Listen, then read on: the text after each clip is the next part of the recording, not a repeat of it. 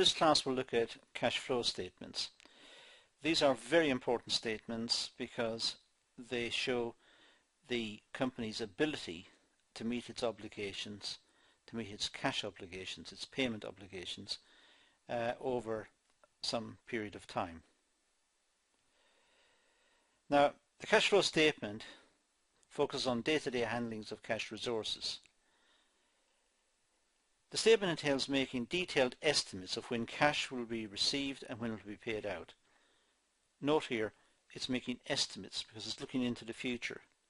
And as I'll say again in a few moments, that means the assumptions behind those estimates must be made explicit, must be stated, so that they are realistic estimates. The statements are prepared at regular intervals and are important for the following reasons. The organization needs to facilitate its daily transactions. It must ensure that it's got enough cash available to cover its obligations, for example, paying wages and salaries, and other day-to-day expenses. If it can't do that, then the business will fold, the business will shut down. It must ensure it can meet day-to-day expenses and pay wages and salaries.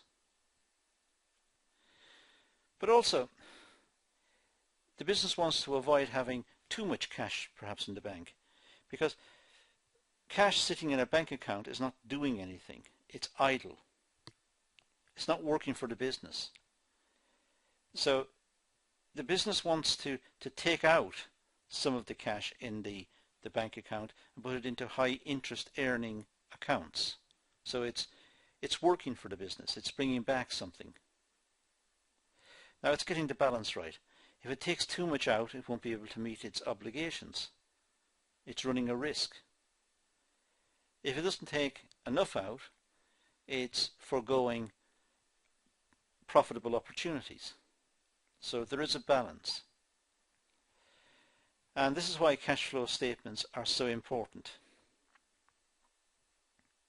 We're going to look at a fictitious company, ABC Limited, to see how this works out. Now I suggest you stop the video and make a note of the points on this one, because we'll be talking about them again when the cash flow statement is on the screen.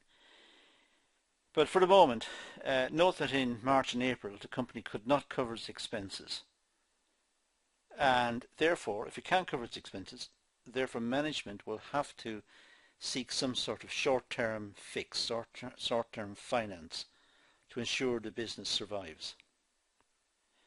In May the company was back in the black, back in profit, so that's a good thing. It's important to make clear the assumptions behind the cash flow statement, because everything on the screen is an estimate looking into the future.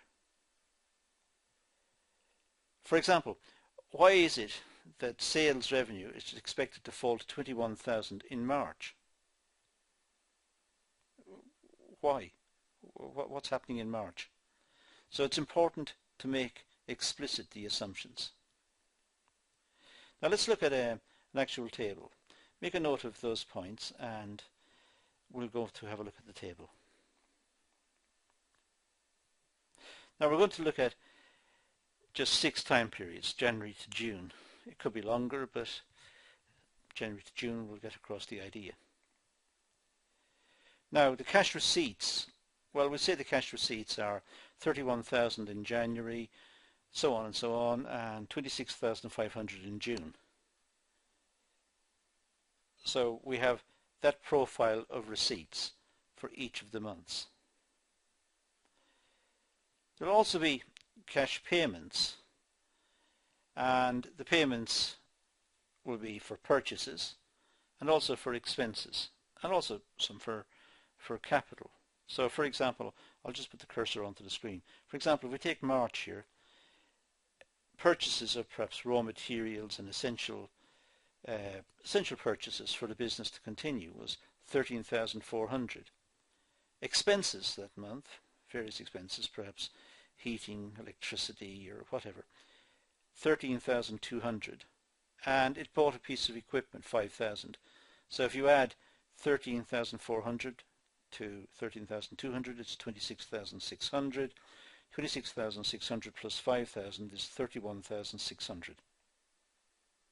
So this is just a summation of these figures here.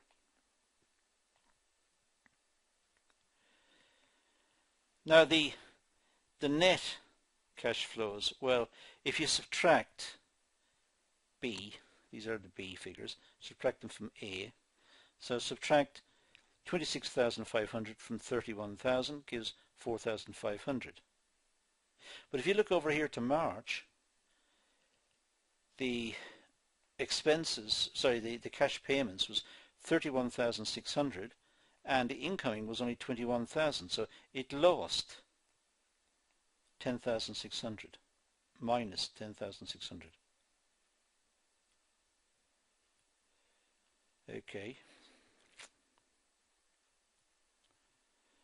Now the cash balances, well, we'll say we start with £4,000. So we have 4,500 from trading, which is our 26,500 from 31,000, which is 4,500. Now, if we take 4,500 plus 4,000, it will give us 8,500. If we add the 8,500 to the, sorry, need to go to this one, sorry. If we add that to the 600, we get 9,100. And if we add minus 10,600 to 9,100, we get minus 1,500. So the figure here is made up from the previous two figures. Minus 2,100 minus 1,500 is minus 3,600. 3,600 from 3,900 is plus 300. Now, if we look at the cash balances for each month, well, here it's 4,000 plus 4,500, which is 8,500. Well, if that's the closing balance in January, that must be the opening balance in February. So the business starts with 8,500 in February, because that's what it closed with in January. It made 600, it cleared 600 in February, so add the 600 to 8,500, 9,100.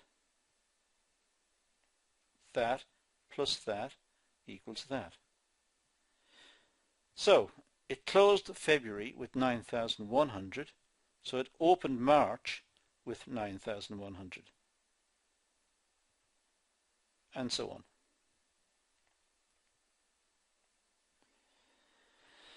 So we can see how cash flow is working here.